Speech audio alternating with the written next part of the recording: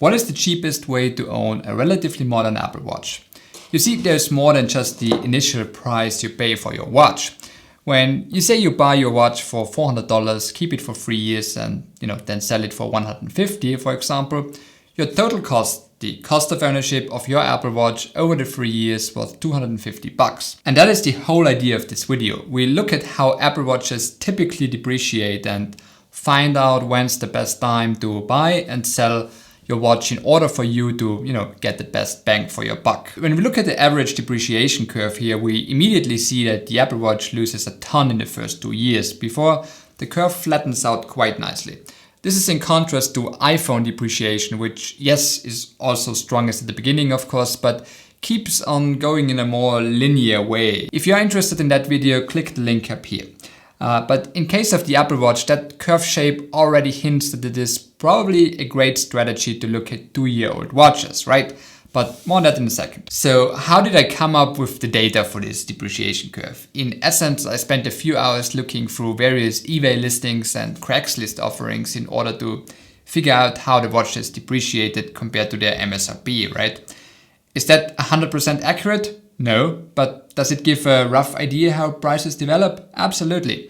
I also did the same research for my own Austrian market here, which is a better representation of how things are in the EU. And I also worked my way through many listings on OLX India to be a bit more international here. And while there are some differences between these three markets, the overall direction, the overall shape of the depreciation curve is quite similar. So all the ideas of this video and all the different strategies we will talk about should be relevant regardless where you live, right? So let's get into it. I specifically calculated all the example strategies over a 4-year time frame of ownership, as that seems reasonable for the majority of people who tend to own an Apple Watch, maybe slightly longer than an iPhone. And that's because, they quite frankly don't improve a whole lot from year to year. In essence, a 5-year-old Apple Watch Series 5 is not that much worse than a brand new Series 10. But also more on that later. And why not longer than that, 4 years? Well, as most people use their watch daily, the battery gets, used a lot and inevitably gets worse with the years. And a watch that is not able to get you over a full day is not really that usable anymore, right? And unfortunately, replacing the battery on an Apple Watch is relatively expensive, which is often not the most economical choice, especially when looking at an older watch, right? So to keep it somewhat simple, I only looked at the standard aluminum models as well as cellular models and, the cheapest stainless steel or titanium offerings. I did not include the SE watches or the Apple Watch Ultra. But I can say that it seems that the Ultra watch behaves similar to the stainless steel variants in terms of depreciation, with a huge loss of value in the first 1-2 years.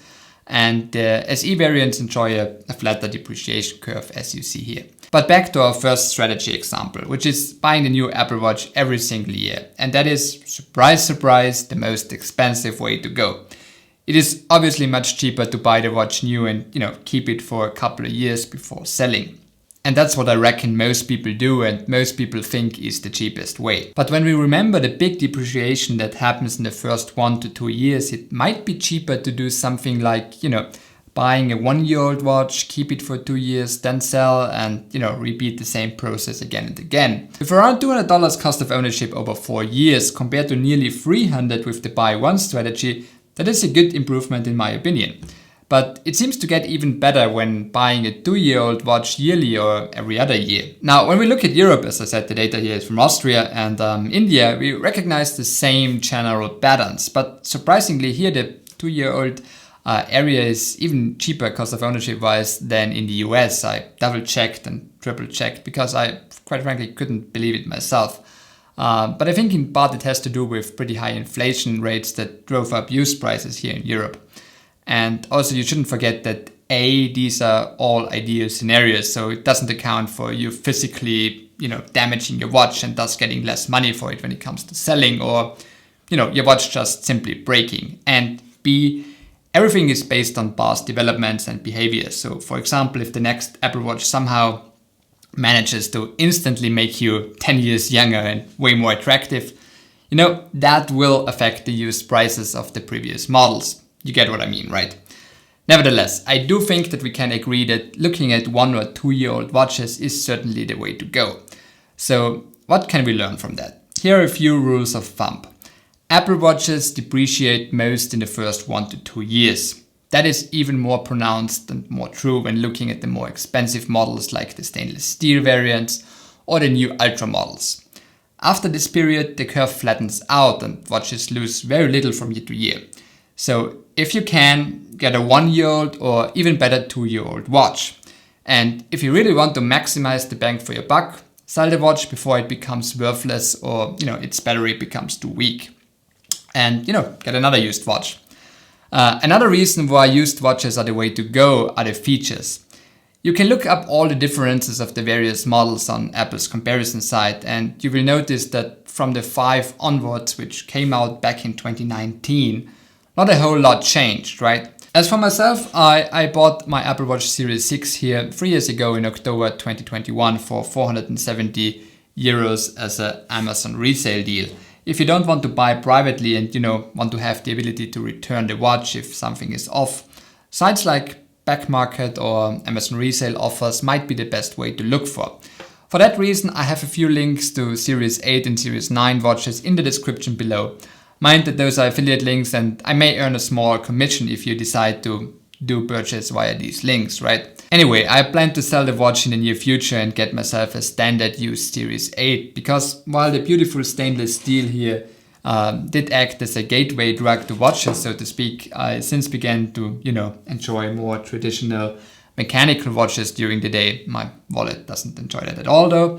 But in general, I still very much love the Apple Watch as a whole, as a product, and use it daily for sleep tracking as well as exercise. And most importantly, as I unfortunately have a few different heart conditions involving recurring episodes of irregular heartbeat, its ECG feature is really, really important to me and makes the Apple Watch incredibly valuable. If you want to know more about that, I made a whole video dedicated to how I use the Apple Watch to control my AV blocks.